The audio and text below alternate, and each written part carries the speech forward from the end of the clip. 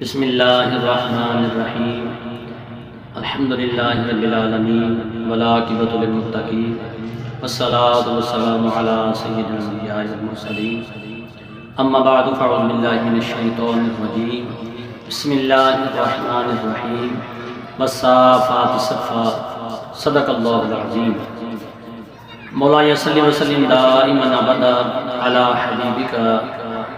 لکلہم هو الحبیب الذی ترجى شفاعته هو الحبیب الذی ترجى شفاعته لكل حول من الاحوال مقتحم یا ربی صلی وسلم دائما ابدا علی حبیبک خیر الخلق کلہم۔ محترم سامعین، احکام صف بندی اس کا بہت سارا اہتمام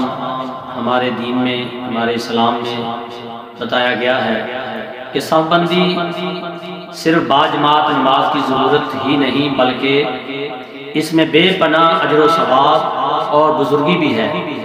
حدیث شریف میں آتا ہے پیارے آقا صلی اللہ علیہ وسلم نے فرمایا ہمیں دوسروں پر یہ بزرگی دی گئی کہ ہماری صفیں فرشتوں کی صفوں کی طرح ہے۔ جیسے اللہ تبارک و تعالیٰ نے قرآن پاک میں ارشاد فرمایا والصافات صفا، فرمایا کہ قسم ہے قطار اندر قطار باقاعدہ صفیں باندھنے والوں کی۔ فرمایا کہ مجھے قسم ہے جو صفیں باندھتے ہیں اور سیدھی صفیں کرتے ہیں، تو سبحان اللہ، اندازہ کریں اللہ تبارک و تعالیٰ کے نزدیک صف بندی والے کی کتنی جو ہے کتنا مقام ہے، کتنا پیار اللہ تبارک و تعالیٰ اس بندے سے کرتا ہے، کتنے پیارے لوگ اللہ کو وہ لگتے ہیں جو صفیں سیدھی کرتے ہیں۔ حدیث شریف میں آتا ہے پیارے آقا صلی اللہ علیہ وسلم صفوں کو سیدھا فرماتے، جب صفیں سیدھی ہو جاتی تب آپ صلی اللہ علیہ وسلم تکبیر تحریمہ کہتے تھے۔ اس لیے آپ صلی اللہ علیہ وسلم دائیں بائیں مڑ کر صفیں سیدھی کرنے کی تلقین فرماتے تھے۔ محترم سامعین، حدیث شریف میں آتا ہے جو شخص صف میں کشادگی یعنی کہ خالی جگہ دیکھ کر اسے پر کرتا ہے، اس بندے کی اللہ تبارک و تعالی مغفرت فرما دیتا ہے۔ دوسری حدیث مبارکہ میں ہے فرمایا جو صفوں کو ملائے اللہ تبارک و تعالی اس کا درجہ بلند کرے گا اور جنت میں اس کے لیے گھر بنائے گا۔ پیارے آقا صلی اللہ علیہ وسلم نے ارشاد فرمایا کہ اللہ تبارک و تعالیٰ اور اس کے فرشتے رحمت بھیجتے ہیں ان پر جو صفیں برابر کرتے ہیں اور جوڑتے ہیں۔ تو سبحان اللہ، اس قدر کتنی عظیم ان مقتدیوں اور نمازیوں کی شان ہے اللہ تبارک و تعالیٰ کے ہاں، جو پیارے آقا صلی اللہ علیہ وسلم بیان فرما رہے ہیں۔ فرمایا کہ اس قدم سے زیادہ کسی قدم کا ثواب نہیں جو اس لیے چلا اور اٹھا تاکہ صف میں کشادگی کو بند کر دے اور صف پوری کر دے۔ اور حدیث شریف میں آتا ہے صفوں کو درست رکھو کہ یہ نماز کا حسن ہے۔ فرمایا کہ صفیں برابر کرو، صفوں کو برابر کرنا بھی نماز قائم کرنے کے برابر ہے، یعنی وہ وقت جو صفیں سیدھی کرنے میں صرف ہوا عبادت میں ہی شمار ہوتا ہے۔ حدیث شریف میں آتا ہے کہ نماز میں صفوں کو برابر رکھو اور ایک دوسرے کے نزدیک مل کر کھڑے ہو جاؤ، یقیناً فرمایا کہ تمہیں پیڑ کے پیچھے سے بھی میں دیکھتا ہوں۔ تو پیارے آقا صلی اللہ علیہ وسلم کی یہ شان ہے کہ آپ فرما رہے ہیں میں جیسے آگے دیکھتا ہوں ایسے ہی پیچھے دیکھتا ہوں، تو صفوں کو تم سیدھا کر کے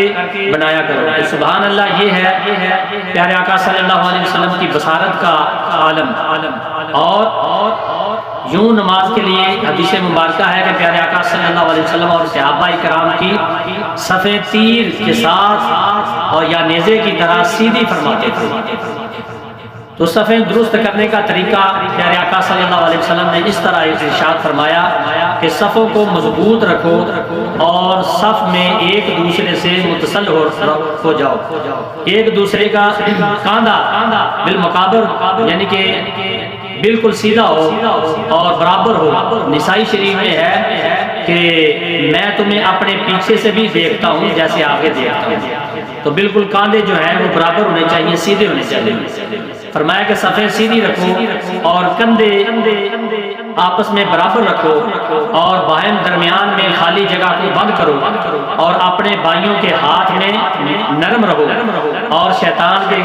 کھڑے ہونے کی جگہ نہ چھوڑو، یعنی کہ آپس میں اتنی جگہ درمیان میں نہیں ہونی چاہیے کہ شیطان آ کے کھڑا ہو جائے۔ تو حدیث شریف میں آتا ہے صفوں کو برابر کرو، کندھوں کو ملا کر رکھو اور اپنے بھائیوں کے ہاتھ نرم ہو جاؤ اور صف میں کشادگیوں کو بند کرو، کیونکہ شیطان بھیڑ یا فرمایا بکری کے بچے کی طرح درمیان میں گھس جاتا ہے، اس لیے آپ نے فرمایا کہ کشادگیوں کو بند کرو۔ فرمایا صفوں میں خلا نہ چھوڑو، شیطان تمہارے درمیان اس طرح خلل ڈال دے گا جیسے اولاد حذف ایک یمنی قوم کے درمیان خلل ڈالا تھا اس نے۔ محترم سامعین، یوں تو تمام صفوں پر اللہ تبارک و تعالیٰ کی رحمت برستی ہے، مگر نزول رحمت اور فضیلت کے اعتبار سے حدیث شریف میں آتا ہے مردوں کے لیے سب صفوں میں بہترین صف پہلی ہے اور ثواب میں کم تر صف پچھلی ہے، پھر پہلی صف میں بالخصوص امام کے نزدیک دائیں طرف کھڑا ہونا یہ افضل ہے۔ حدیث شریف میں آتا ہے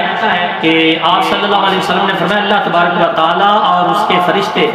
پہلی صف والوں پر رحمت بھیجتے ہیں۔ صحابہ کرام کے بارے بار بار پوچھنے پر آپ صلی اللہ علیہ وسلم نے فرمایا 3 بار یہی کلمات دہرائے اور فرمایا کہ اللہ تبارک و تعالیٰ پہلی صف والوں پر اور اللہ کے فرشتے رحمت بھیجتے ہیں۔ پہلی صف میں نماز پڑھنے کا ثواب اگر لوگوں کو فرمایا معلوم ہو جائے اور اس کے لیے آپس میں قرآن اندازی کریں، اتنا ثواب ہے پہلی صف میں۔ فرمایا بے شک پہلی صف فرشتوں کی صف جیسی ہے، اور اگر تم جانتے کہ اس کی فضیلت کیا ہے تو اس کے لیے ایک دوسرے سے آگے بڑھتے اور قرآن اندازی کرتے۔ سبحان اللہ۔ تو محترم سامعین، حضور صلی اللہ علیہ وسلم نے فرمایا 3 چیزیں ایسی ہیں کہ اگر لوگوں کو معلوم ہو جائے کہ ان کا ثواب کیا ہے تو اپنی سواریوں کو ان کی طلب میں دوڑائیں۔ تو فرمایا اذان، صف اول اور جمعۃ المبارک کو جلدی جانا مسجد میں،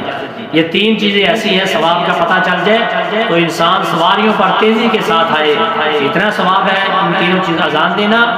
صف اول میں کھڑا ہونا اور جمعۃ المبارک کو جلدی مسجد میں جانا۔ پھر حدیث مبارکہ فرمایا بے شک ہمیشہ لوگ صف اول سے پیچھے ہوتے رہے حتیٰ کہ اللہ تبارک و تعالیٰ انہیں اپنی رحمت سے مؤخر کر کے جہنم میں پیچھے ڈال دے گا۔ اللہ اکبر، جو جان بوجھ کر پیچھے ہٹتے ہیں اسے پیچھے نہیں ہٹنا چاہیے، بلکہ پہلی صف میں جگہ ہو تو پہلی صف میں ضرور کھڑے ہونا چاہیے، اگر نہیں تو پھر دوسری میں کھڑے ہو جائے، حرج نہیں۔ حدیث شریف میں آتا ہے اللہ تبارک و تعالیٰ اور اس کے فرشتے صف کی دائیں طرف والوں پر درود بھیجتے ہیں۔ سبحان اللہ۔ اور صحابہ کرام اسی لیے حدیث شریف میں آتا ہے کہ حضور صلی اللہ علیہ وسلم کے پیچھے صف میں دائیں طرف کھڑا ہونا پسند کرتے تھے، مگر اس مقصد کے لیے کسی بھائی کو تکلیف بھی نہیں دینی چاہیے، بلکہ مسجد میں جلدی آ کر پہلے صف میں جگہ لینی چاہیے۔ اور یہاں بھی یاد رہے کہ نماز جنازہ میں سب سے افضل آخری صف ہے اور نماز فرض میں سب سے افضل پہلی صف ہے اور نماز جنازہ میں سب سے افضل آخری صف ہے۔ تو محترم سامعین، حضور صلی اللہ علیہ وسلم سے صف اول کے فضائل سن کر صحابہ کرام رضوان اللہ اجمعین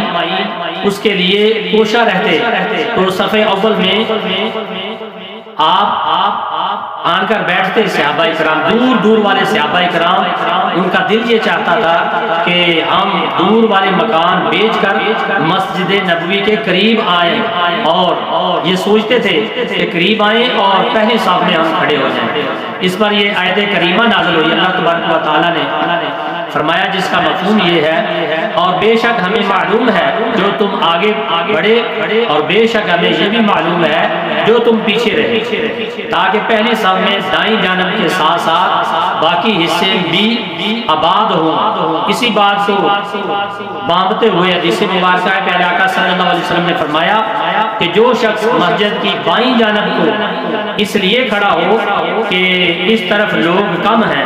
تو اس کو دگنا ثواب دیا جائے گا۔ سبحان اللہ۔ جو دائیں طرف کھڑے ہوتے ہیں ان کے برابر ثواب ملے گا اس کو جو یہ سوچ کر بائیں طرف جاتا ہے کہ اس طرف کم لوگ ہیں۔ اس لیے اگر پہلی صف میں جگہ نہ ملے تو پچھلی صف پر سیدنا